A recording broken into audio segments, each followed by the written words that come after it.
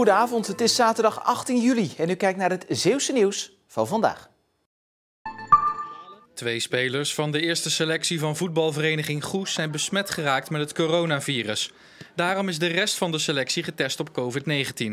Het bestuur van de club schrapte voor deze week al alle trainingen en verlengt dat nu in ieder geval tot en met 27 juli.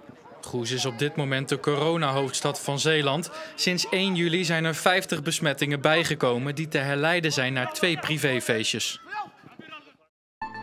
De horecabranche stapt naar de rechter om de Nederlandse overheid te dwingen de coronamaatregelen in de horeca te versoepelen. Want de regels zoals ze nu zijn volgens hen onwerkbaar en onlogisch. Dat je met 4, 5, 6 vrienden of vriendinnen in 1 auto naar de horeca mag komen. Je stapt bij ons dan op het terras en vervolgens moet je op 1,5 meter uit elkaar gaan zitten. Dat vinden wij niet acceptabel en dat gelooft het publiek ook niet meer. Horecaondernemer Anita Maas uit Goes hoopt ook op een versoepeling van de regels.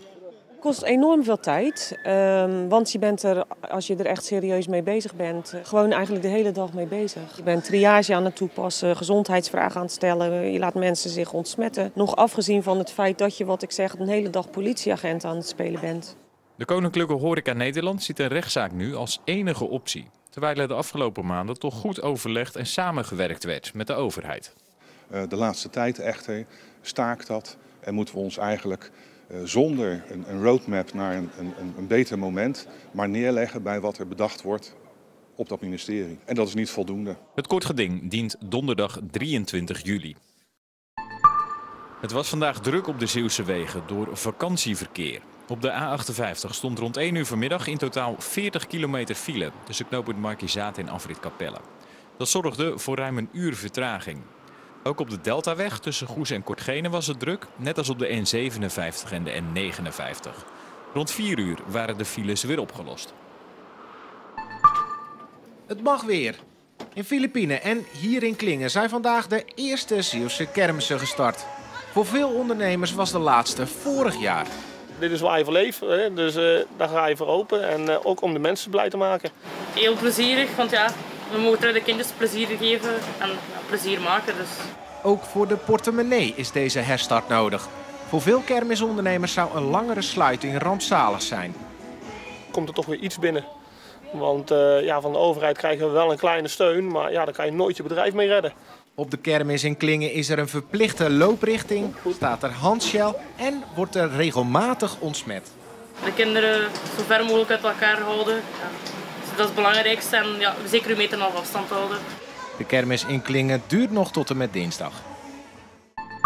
Bij een eenzijdig ongeluk op de N62 bij Serenhoek zijn vrijdagavond 2 personen gewond geraakt. Een auto raakte door onbekende oorzaak van de weg en kwam in de sloot tot stilstand. De 2 slachtoffers zijn met spoed naar het ziekenhuis gebracht. Een bergingsbedrijf heeft de auto uit de sloot getakeld en weggesleept. De gemeente Sluis heeft 3 van de 5 strandposten vernieuwd. De oude waren hard aan vervanging toe. We staan er op de nieuwe post in Nieuwvliet. Als je verderop keek, dan ben je langs de oude post gelopen. Nou, die was best wel gedateerd, 20 jaar oud. En dit is de nieuwe post in Nieuwvliet waar we eigenlijk heel erg blij mee zijn. En zo hebben we 3 nieuwe posten, 1 in het Zwin, 1 in Katzand en dan deze in Nieuwvliet. De mobiele strandposten op Groede en Breskens hoefden nog niet te worden vervangen. De nieuwe strandposten zijn dichter op het strand neergezet. Ja, door wat we nu gedaan hebben, door ze juist naar voren te zetten, krijg je een hele brede kijker naar links en naar rechts toe. En kan je gewoon het hele strand goed overzien. Daarnaast hebben de strandwachten nu veel meer ruimte. Voorheen zat het allemaal in 1 ruimte boven met communicatie, alles tezamen. En nu hebben we een hele mooie ruimte waar we de patiënten zeg maar, kunnen behandelen zonder dat we er zelf boven last van hebben. Maar ook voor de privacy is dit wel heel erg handig. De nieuwe strandposten kosten de gemeente 2 ton. Aanstaande dinsdag worden ze officieel geopend. Door de coronacrisis ligt een lang verwachte renovatie bij voetbalclub Tolense Boys even stil. Eigenlijk hadden de verbouwingen deze zomer moeten beginnen. Want dat de kleedkamers aan vervanging toe zijn, is wel duidelijk. Nou, de kleedkamers die moeten gewoon gemoderniseerd worden en uitgebreid. Want we zitten natuurlijk ook met meisjesteams en het gebrek aan kleedaccommodatie is toch behoorlijk.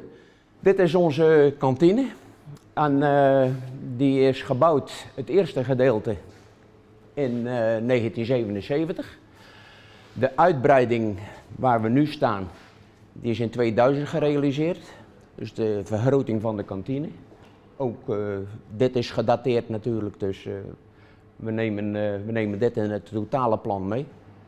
Het is nog niet duidelijk wanneer de renovatie wel plaats kan vinden. Zoals bekend is de kantineinkomsten ook een van de belangrijkste bronnen van inkomsten voor de vereniging.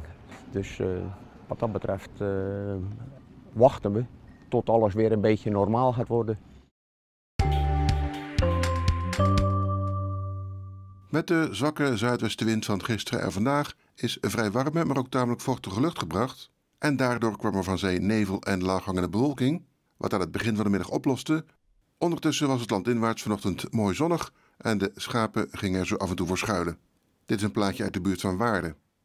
Vanavond is er soms ook vrij veel bewolking, maar er is ook nog zon en het is een vrij zwoele zomeravond. Het is meestal boven de 20 graden. Minimumtemperatuur vannacht van 15 tot 17 graden met plaatselijk wat mist of nevel. Dus morgen is het ook geen onbewolkt begin. Er is wel af en toe zon en het is rustig weer. Het is een beetje heilig, maar droog. De middag en avond lijken meestal bewolkt te gaan verlopen en een zwak front brengt in de loop van de middag en vooral morgenavond verspreid wat regen. Maxima nog van 21 tot 25 graden bij een zwakke tot matige wind, draaiend van zuidwest naar noordwest. Begin volgende week is het dan ook helderder met fellere opklaringen en wat stapelwolken en wellicht een enkele lokale bui op maandag of op dinsdag. En tot zover. En heeft u de afgelopen dagen niet al het nieuws meegekregen? Straks in Zeeland de Week komt het belangrijkste nieuws nog een keer voorbij. Dus graag tot zo en anders nog een fijne avond.